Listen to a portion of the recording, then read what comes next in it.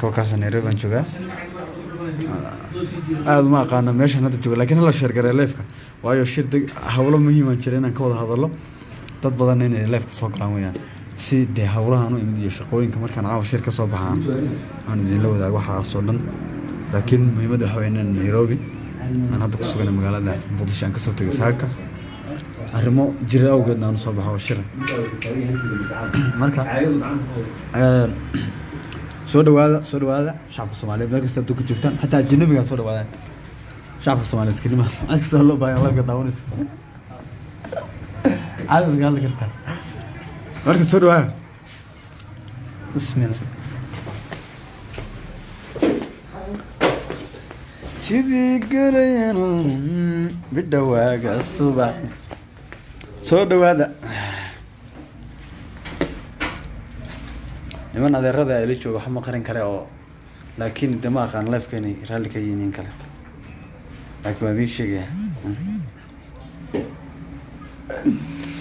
marka soo dhawaada 400 meeqa minute baan ku jiraa 400 waa dad ma sha Allah badan yihiin laakiin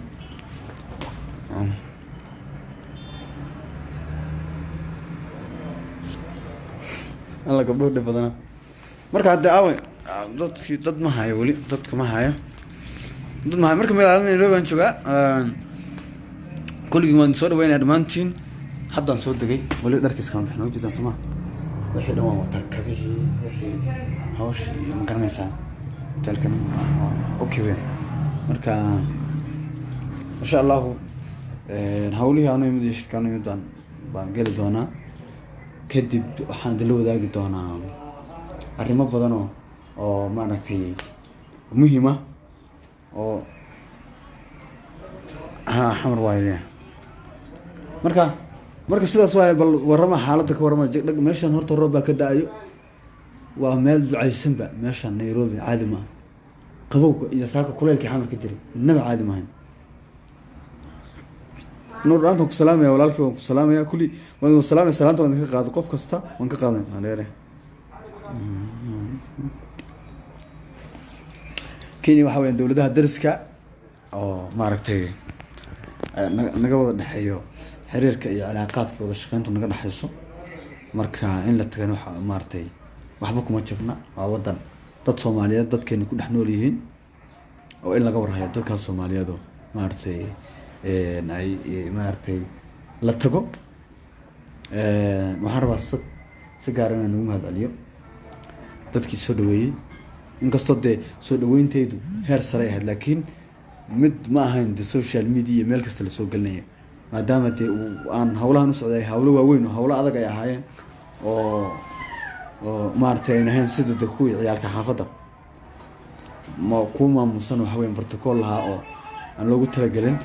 laakiin waxaan la wadaagi doonaa waxyaabo badan oo aad muhiim idinku ah oo la iga sugaay oo mar walba wax badan dhigiina ku soo dhacay oo isdhahaysan cabdi goormuu maartay hawshaas nala wadaagi doonaa ama uu sheegi doonaa waxa soo dhan waan la wadaagi doonaa marka dadka hadda daawanaya 550 qof ay daawanayaan marka dad badan weeyaan insha Allah marka waan la wadaagi doonaa marka la dadka cusub aan rabaa inaan tuso meesha in Nairobi tago ay tahay oo ay aragtaan bal inaan wadankii joogin wadankii ka soo baxay saaka marka kaas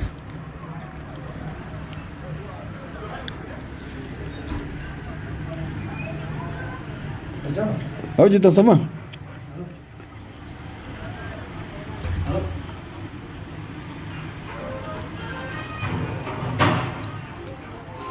ما فهمتين مركا وكاسا حالك واسداس نكو تاغين نكو تاغين هي مركا waxaan la wadaagi doonaa insha Allah shirka marka ka soo baxo pictureska iyo waxyaabo private ka laga ma hadli doono laakiin si guud ma garanaysa si gaar waxaan rabaa halkan uga mahadceliyo shacabka Soomaaliyeed dadka daawanaya taageerayaasha wax alla inta laan dheeranimo ku aftirsatay inta ya laan dheeranimo inta ku aftirsatay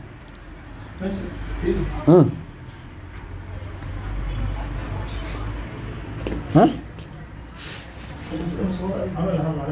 ها وعادي ها اوكي عادي وعادي وعادي wadaadadu diblomaasiyintu ma ogola lifeka soo ma adag ya ha diblomaasiyintu lifeka ma ogola hadda waa idiin sheegaya mogta diblomaasiyintu lifeka ma ogola mana ogola marka maadaama arrimo masiir ay ka shaqeynayaan arrimaha masiiriga oo maaragtay aan loo baahnayn maaragtay in ya iyo dadka kale inay ka aada uga xumaadaan marka hadda waxay daawanaysa 708 kun marka dad aada u badan weyaan marka dee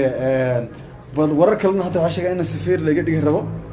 kii waa la cayrin rabo ma fahamti waayo waxaa dhici karta maogtahay inaan hadda waxba ilamaha inaan Uhuru Kenyatta la kulmo oo dowladda Kenya tiraahdo hala bedelo safiirkan anagu waxaan u baahnaa ninkaas ya maadaama majority leader aan ya marka maadaama majority leader aan ahay waa iska suurtagal marka bilash maartay kumuna bixin magacaas ma garanaysaa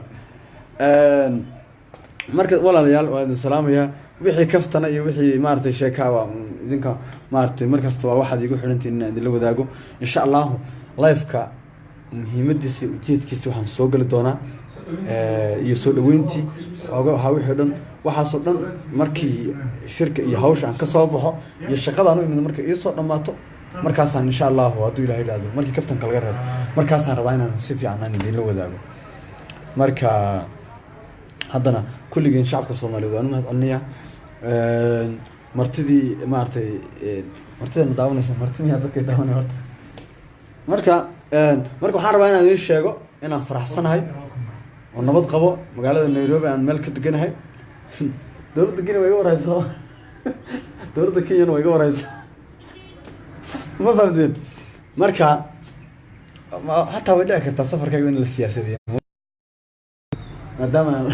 maalmahan ay wax iska jirtireen safarka degdega la tuskiis waa laga yaabaa inuu siyaasadaysan yahay waa iska suurtagal هون مدو على الشري ولا مدو على الشري نمبر كي واتق أنا برادا سوا نيروبي نتوكتو وانوجه مركا سكور هالمر متجيبين كرتان هالمر وين كي مقارسين كرتان سكور وهالمر وين كي إننا قارسيسان قولوا دي أودرتان دي وادي فاهم يسان سماه تاقريش ماشي يدهي قدي جدي اسواتشن قدي جدي هالكان لغوان باهم أو هاشم السلام يا با هاشم محاوي مدحدا dowlad deegaanka weeyo waa dadka maartay hadda aad uga shaqeynaya soo dhaweynta maartay xagga insha Allah safarkaygu wuxuu noqon doonaa safar aan ku mari doono gobolada shanta Soomaaliyeed ee deegaan kaas oo maartay aan ku baabi'inayo hadallo si khaldan loo fasiray oo maalmahan hadda isbuucida la soo dhaafay social media la maartay la dhaxwaday sidaas darteed waxaan rabaa anigu ka tarjumaya shacab Soomaaliyeed fanaan qaran muwaadin Soomaaliyeed laandheera ah fanaanka yaala ma gobonimada dad badan baa inta u dirireen u dagaalameen waxna lagu keen waay marka laandheernimada ay fiican laandheernimada lagu keenay ma fahantay gobonimadaas waxaas maxaa gobonimada ku dagaalamay taalooyin baan u dhisnay taalooyin anigu ragga taalooyinka marka si gaar uga salaamo walaalkay Mahdi